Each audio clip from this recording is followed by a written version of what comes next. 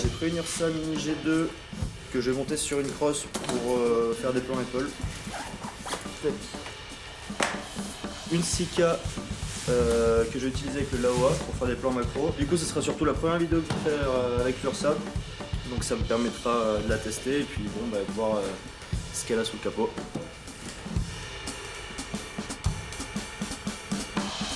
Un 70-180 de chez Tamron. Justement, je suis étonné qu'il soit super léger. Tu vas faire quoi avec ça? Là, ça va être de la photo sociale. Je vais tous vous prendre en photo, Allô voir.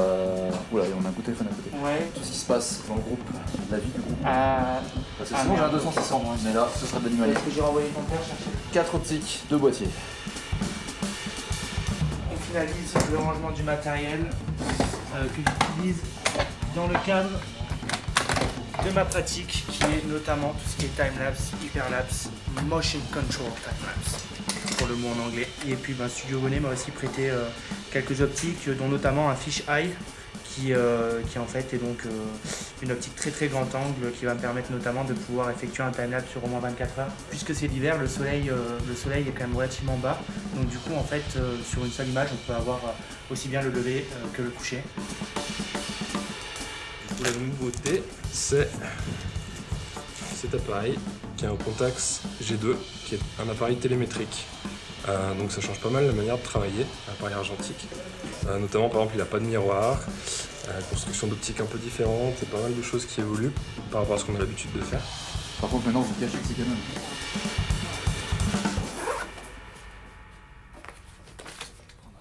Je vais essayer de faire de la photo animalière tous les jours, tous les matins et tous les soirs. Et 3 jours la première fois c'était trop court pour le Pila, parce qu'il y a le temps de s'acclimater, de savoir ce qu'on veut faire. Moi par exemple pour la photo animalière, il faut que je trouve mes coins pour poser mes affûts et puis de découvrir des nouvelles façons de faire de la photo ou de la vidéo pour tout le monde qui change du quotidien qu'on fait.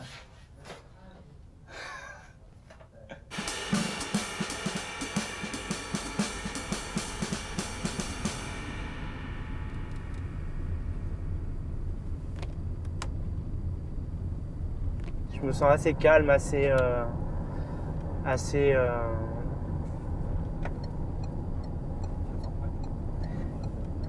Non mais tu sais, j'ai l'impression que je dis ça comme si c'était une l'expédition dans le pôle Nord quoi, mais là on part une semaine et c'est une semaine vraiment importante en fait. D'avoir cette idée de voir le soleil sur une même image entre qui se lève et qui se couche, pour moi c'est quelque chose de qui voit de ses propres yeux, sauf s'il reste assis toute la journée du lever jusqu'au coucher, ça. Non, justement là en une vidéo peut-être de 2 minutes tu pourras le voir.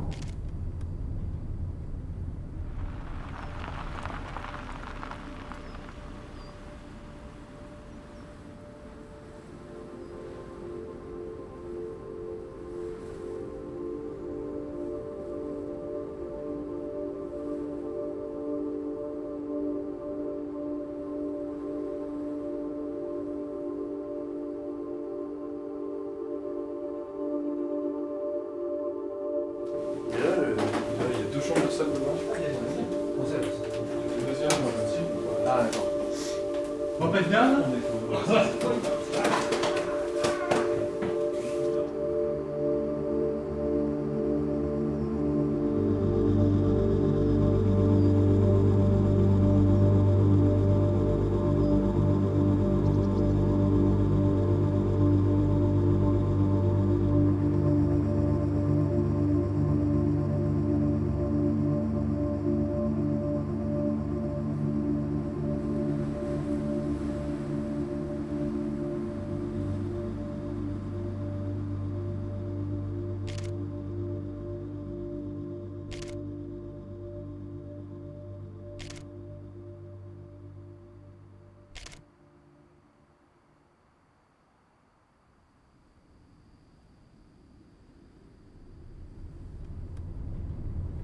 Il est 6h35, c'est la nuit noire, on doit à peine rentrer dans le premier crépuscule. Et on se dirige en direction du rocher de l'Olme.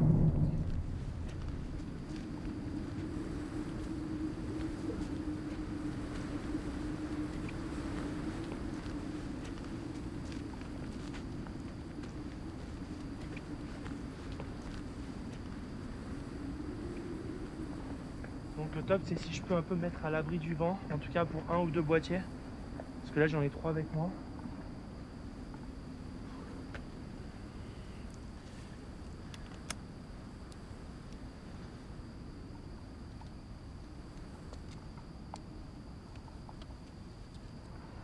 Je vais arriver. Ça se cale comme ça. En fait on a plein de super belles choses ici. C'est justement un des trucs que j'essaye de mettre énormément en avant à travers ma communication, c'est qu'en fait il n'y a pas besoin de partir loin pour vivre de grandes aventures, il n'y a pas besoin de traverser le bout du monde pour se sentir vivant.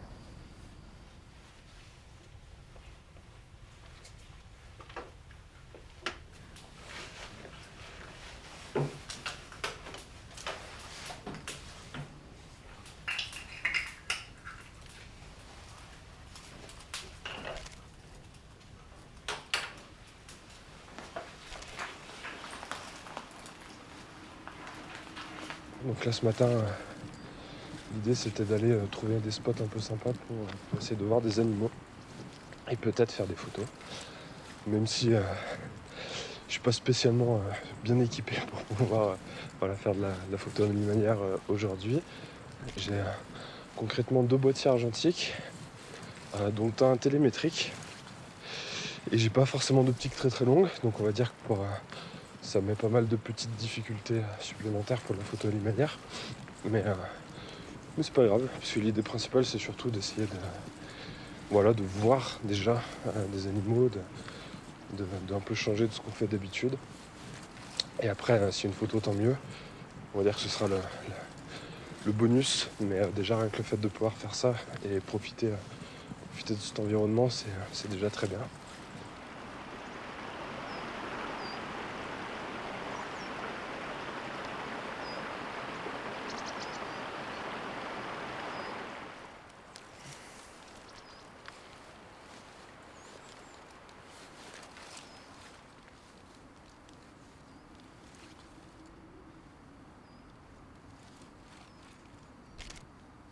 Là forcément j'ai une pellicule, donc je vais pas pouvoir faire ce que je veux, aller triturer les ISO, aller chercher des réglages un peu dans tous les sens comme ce qu'on fait d'habitude, et du coup être beaucoup plus dans le détail, dans la recherche, dans l'attente aussi, et aussi apprendre un peu une forme de frustration, ce qui peut être je pense assez positif sur le fait que là à l'heure actuelle je dois être le seul de la bande à absolument ne pas savoir ce que j'ai fait pour l'instant.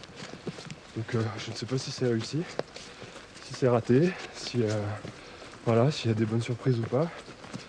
J'aurai pas de réponse avant le tirage en fait vraiment des photos. Donc voilà, c'est vraiment complètement différent de ce qu'on a l'habitude de faire. Et c'est très bien, puisque ça va avec je pense un petit peu toute cette philosophie du projet nature qu'on essaie de mettre en place.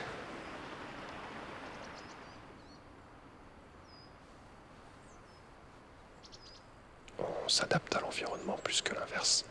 D'habitude on a tendance à faire ce qu'on veut où on veut et en grande quantité. Et là c'est complètement l'inverse. C'est que c'est moi qui dois composer avec l'environnement, avec la météo, avec l'heure, avec ce que j'ai autour de moi, pour arriver à tirer le meilleur parti de ce que j'ai dans les mains, des boîtiers et des pellicules que j'ai choisies.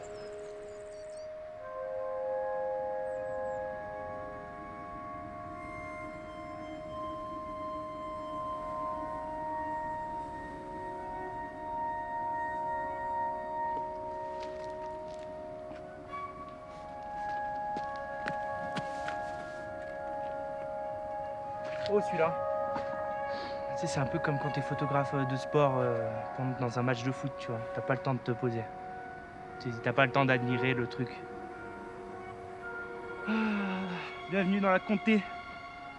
Petit à petit, on a entendu de plus en plus de sons environnants, de beaucoup d'oiseaux, beaucoup de bruit comme ça un peu qu'il n'y avait pas au début.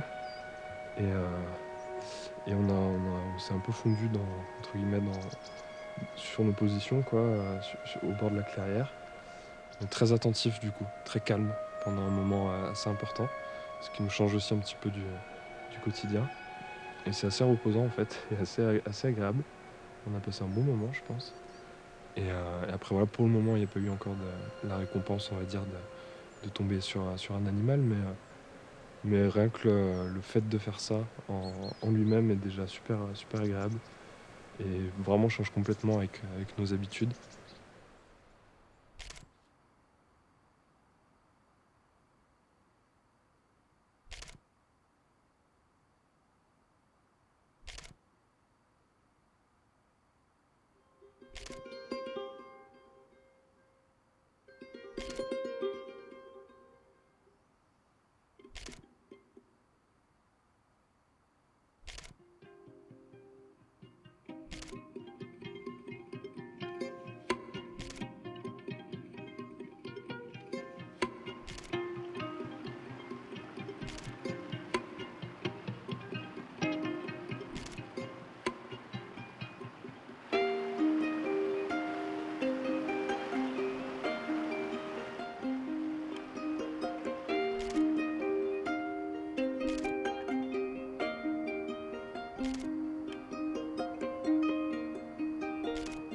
Je pense pas que les gens ont vraiment l'habitude enfin, la majorité ont vraiment l'habitude de s'accroupir dans la mousse ou dans la boue pour aller voir un peu ce qui se passe dans ces univers miniatures. Donc là, c'est l'occasion de le révéler un petit peu.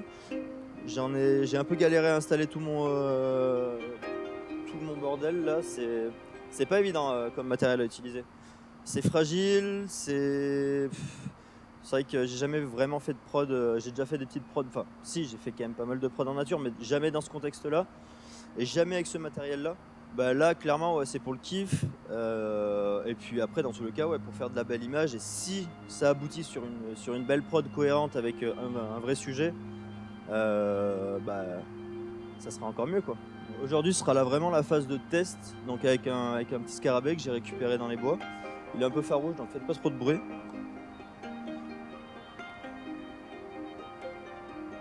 Il est là, hop là. Il bouge pas là.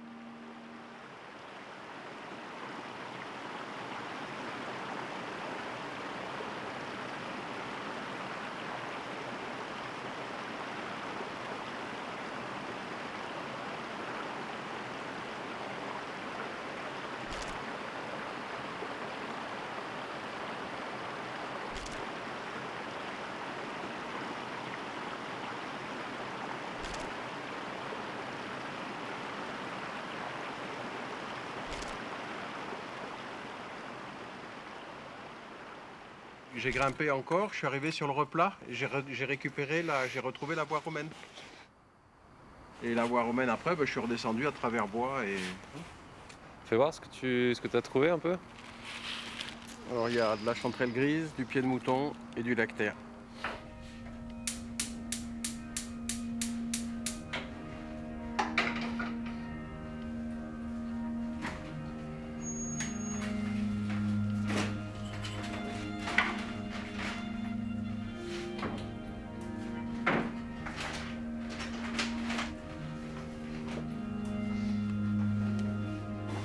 En fait, l'idée, c'est que le système lumière sur lequel on bosse permet de composer des partitions lumière, de faire un light show. On avait un vrai challenge avec le côté timelapse, c'était de pouvoir faire cette composition-là, mais en la marquant sur chaque photo prise du timelapse, et ensuite donc sur des heures et des heures et des heures, et du coup réassembler en temps de montage, donc en temps réel de la vidéo. La mélodie peut en fait reprendre une cohérence en fait.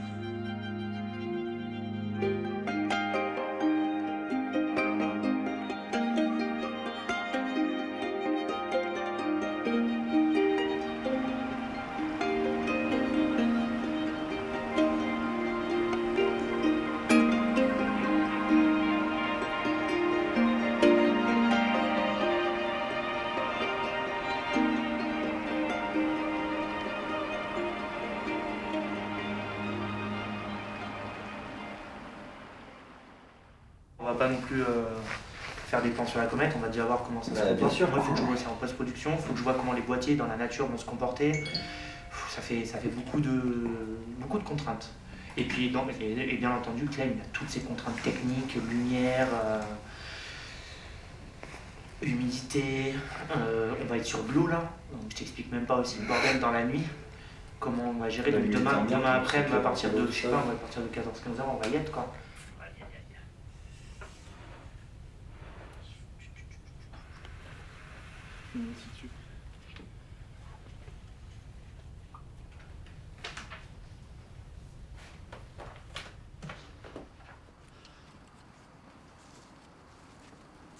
Il y a une sorte d'excitation sereine. Je sais pas si tu es d'accord avec moi. Oui, c'est vrai qu'on a travaillé un peu toutes les parties du projet, mais c'est encore un projet, enfin c'est un projet test, hein, c'est la première fois qu'on fait ça, donc on n'est pas à l'abri d'un problème au niveau du programme, d'un bug du Raspberry. C'est tout à fait possible qu'il plante. Je m'attendais à des conditions atmosphériques plus compliquées. Ouais. Pour l'instant, il n'y a pas de brume qui s'est levée. Ici, il y a encore plein de choses qui peuvent complètement chier. Mais ça, en fait, de toute façon, on n'a pas le choix, il faut le tenter. C'est ça.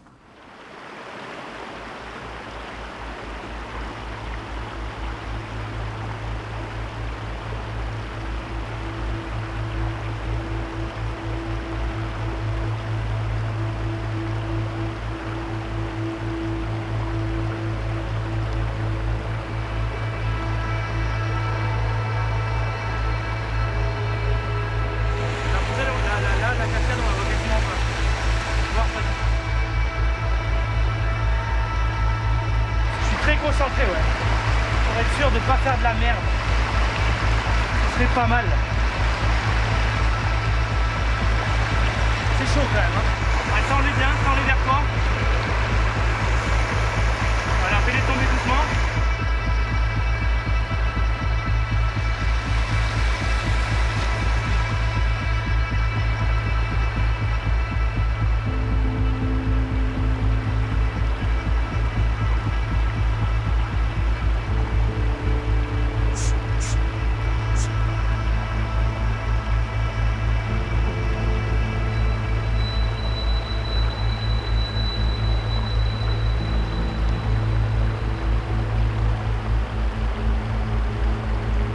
Là-bas. Là, je suis en train de faire un programme du coup vite fait pour pouvoir tester l'intensité de tous les projecteurs, pour voir si tous les projecteurs fonctionnent. Et une fois que je serai sûr que tous les projecteurs fonctionnent, on pourra lancer la partition pour le timelapse. Voilà.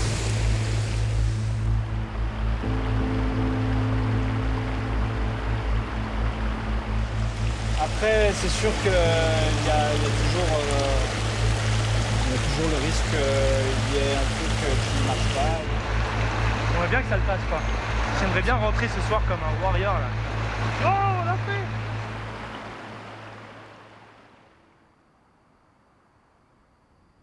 Alors là sur photographie déjà je vais éviter tous les câbles électriques parce que là on a un poteau électrique avec une ligne, je vais essayer de l'éviter parce que sinon elle va être dans mon champ de vision. Je vais regarder à peu près où se situe la Voie lactée qui est juste au-dessus de nous, donc elle est vraiment plongeante, vraiment là-bas derrière les montagnes. Là le temps est parfait, le ciel est super dégagé, on voit la Voie lactée à l'œil nu, donc du coup les conditions sont idéales pour réussir les plus belles photos d'étoiles. Là j'ai fait des essais de mise au point, donc on est bon sur la mise au point. Maintenant on va éteindre toutes nos lumières.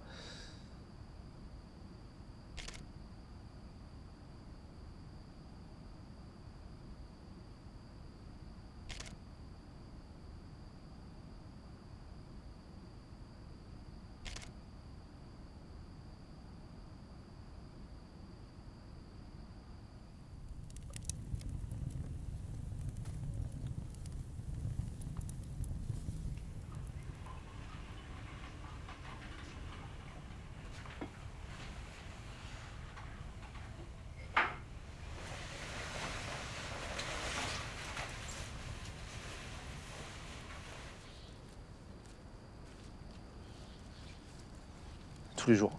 Je suis parti tous les jours le matin depuis lundi à la quête d'un animal, d'un oiseau, pour le photographier.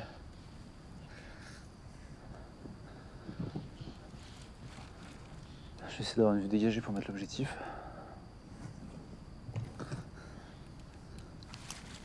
Et là pendant 2 heures, ça va être le moment d'être observateur et réactif s'il y a un mouvement qui se passe en face.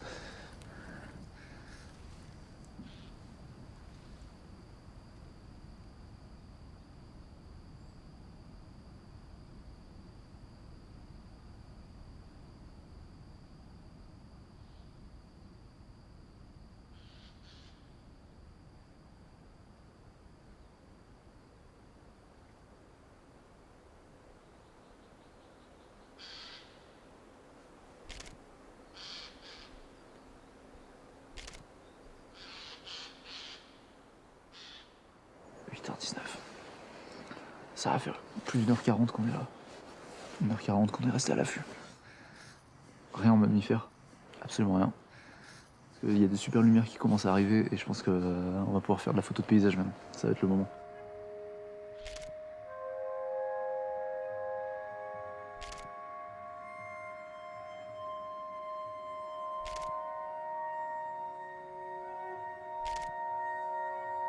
Je suis resté en affût jusqu'à 8h30. Rien. J'attendais vraiment pour voir s'il n'y avait pas un animal qui allait passer. Et après, un peu plus tard, j'ai vu un chevreuil. Mais je ne peux pas le dégainer.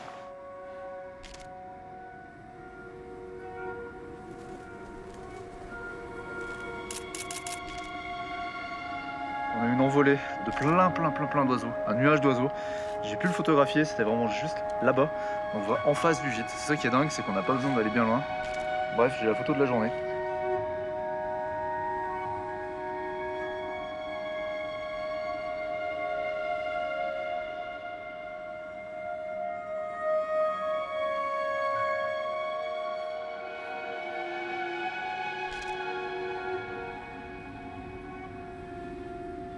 Ah, faudrait que j'en fasse 8 heures par jour. Non, on va faire une session le matin et une session le soir. Parce que en faire que 4 matins, 5 matins, c'est pas assez. En fait, la photo, nous on en fait tous les jours en studio ou pour des professionnels et tout. Mais la photo, c'est aussi figé dans le temps, ce qui peut être amené à disparaître pour que les gens s'en souviennent derrière. Donc la faune, elle en fait partie et moi ça me touche énormément depuis quelques temps la cause animale. Donc du coup c'est le seul moyen que j'ai de contribuer à essayer au moins de sauvegarder en image ce qui risque de disparaître.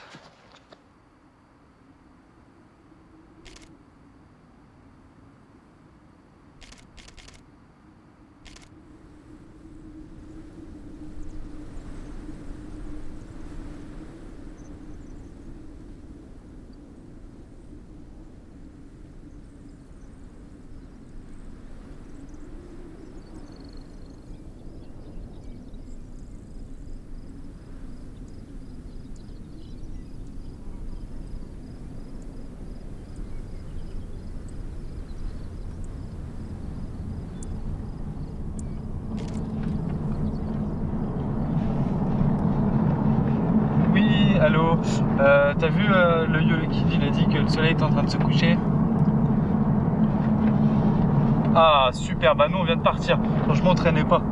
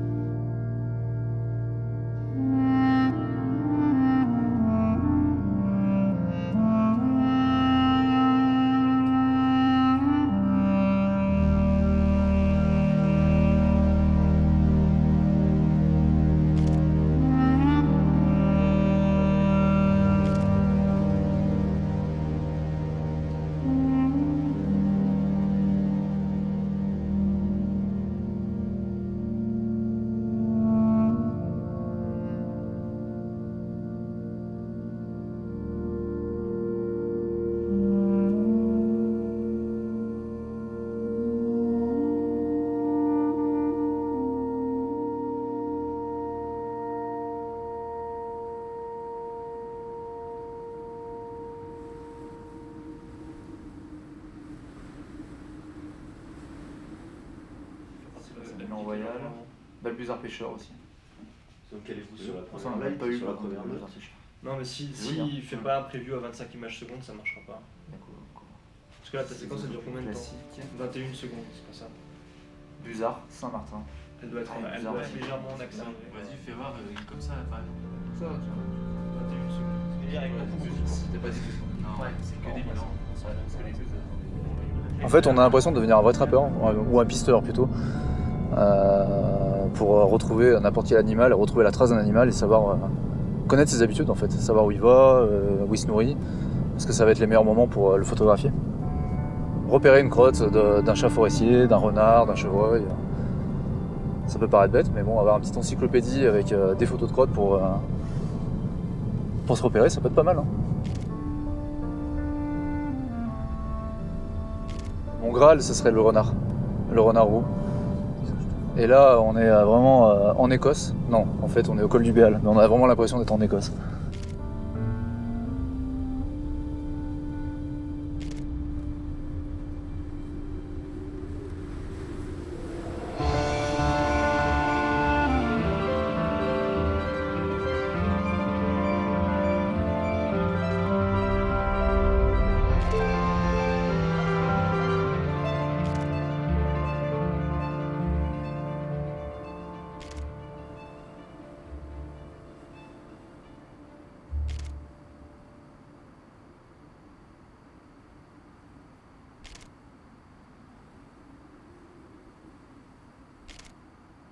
Alors la photo de paysage, c'était même mes premiers amours, c'est pour ça que j'ai commencé la photo. J'ai vraiment commencé la photo par la photo de paysage, après j'en suis venu à la photographie sociale, et là j'ai l'impression de retrouver ce que je faisais au début. C'est vraiment ressourçant, c'est ressourçant parce que du coup c'est un retour à la nature et on est seul face au paysage. Là il n'y a plus un modèle en face de moi qui serait le sujet principal, c'est vraiment le paysage. En étant Instagrammeur, je me suis dit pourquoi pas profiter de cette notoriété pour sensibiliser les gens à la nature, à l'environnement et à tout ce qui nous entoure. Et que les gens se rendent compte que tout ce qui se passe et que le dérèglement climatique qui est en train de se produire, que c'est quelque chose de grave et que c'est pas que dans les photos et dans les documentaires qu'on le retrouve.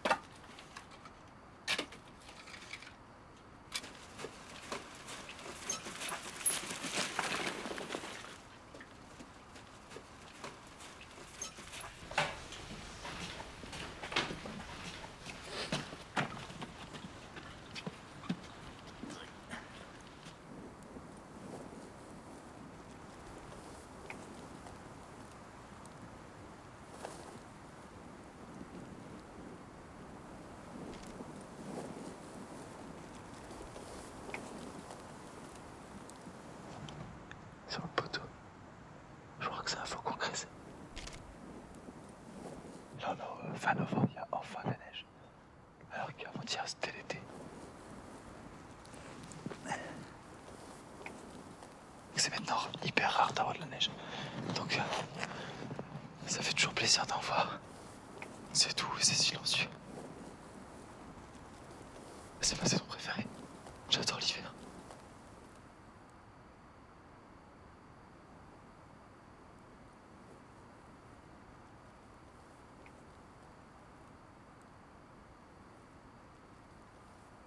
C'est marrant parce qu'on est parti dans les monts du forêt. Au final, je suis vachement resté autour du gîte. T'as juste ouvert ta porte. Et t'as un faucon qui est devant toi qui se pose. J'ai l'impression que ça fait 3 mois qu'on est là.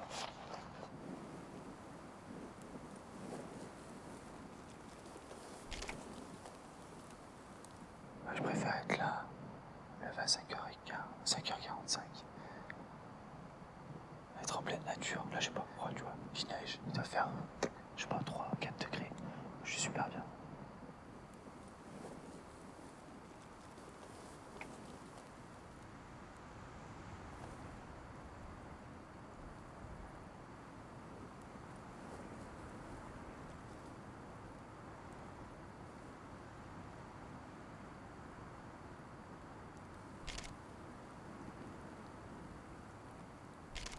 Au bureau, j'adore ce que je fais. J'adore ce qu'on fait comme boulot, mais là au moins il y a... Ça va au-delà. Là je peux rester 4 heures à regarder le faucon grésil poser sous son poteau.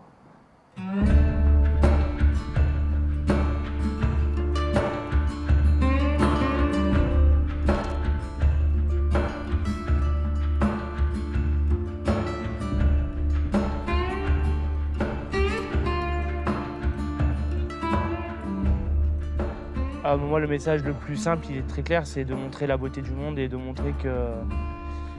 de faire réaliser aux gens en fait qu'on vit dans un monde magnifique. Et à chaque fois que je fais... que je montre mon travail, le plus important pour moi, c'est que les gens ils aient une sensation un peu époustouflée. Ah ouais. Pour quelque chose qui va être super simple en fait. Je pose souvent la question aux gens, c'est quand la dernière fois que tu t'es levé le matin pour aller juste admirer un lever de soleil?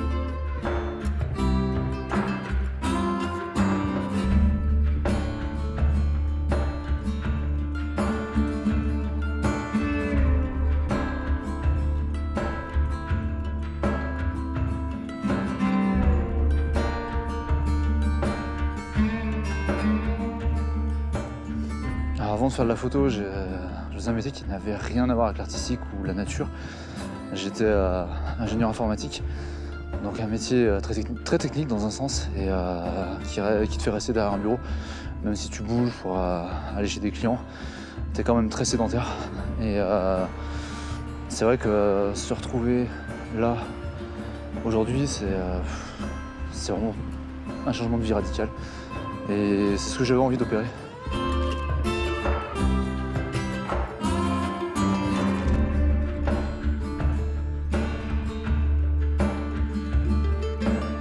En soi, c'est plus ça qui compte presque que le résultat, je trouve.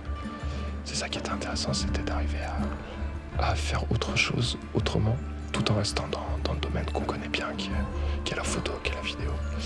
Et l'important, je pense, c'est d'essayer de faire ça. Et si on n'a pas forcément de résultat dans l'appareil à la fin, c'est pas très grave. Juste le fait d'avoir mis en place tout ça et d'avoir cherché à faire quelque chose qui sort du quotidien et qui nous reconnecte un peu à l'environnement, c'était le principal pour moi. Donc là, on va repartir. On va retrouver nos vies quotidiennes de réalisateur, de caméraman, de monteur. C'est bien. Mais je trouve que là, il y a le plus de sens à être ici. Alors, il semblerait qu'on ait réussi. Ouais. Ça marche.